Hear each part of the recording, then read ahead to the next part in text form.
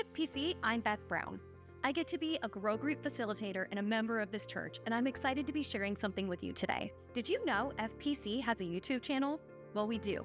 You can find it by typing in FPC Lakeland into our YouTube search bar, or you can find us on our website and on Facebook.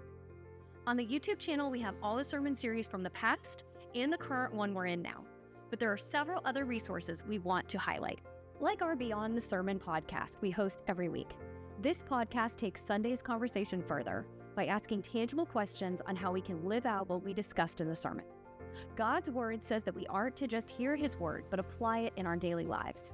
Beyond the Sermon is hosted by our director of discipleship, Josh Schweitzer, as he interviews two speakers who spoke that Sunday. They're speaking to two types of people in mind: those who want to go further in their walk with Jesus and hear how someone might apply what was discussed in God's word. Secondly, for those involved in a grow group or a small group. At the end of each session, there are many questions that are given so that the small group can apply it to their community. So many of us are already listening to sermons, podcasts, and news, you name it. FPC wants to be a part of your weekly digest in a way that helps you grow in your faith and have these faith conversations with others in our community. The last thing I wanted you to know about is the monthly discipleship update given by Josh Schweitzer.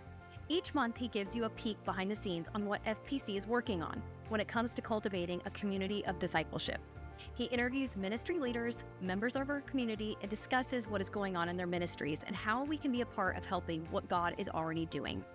The world is constantly bombarding us with information and trying to convince us how to live our lives. We want to be faithful to Christ and his kingdom, so that these conversations of faith and moments of reflection, even on a digital platform, will help us reorient ourselves to put Jesus first.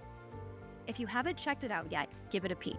If you're already part of our growing digital platform, remember to like and subscribe whenever you can. Have a blessed week and keep leaning into Jesus.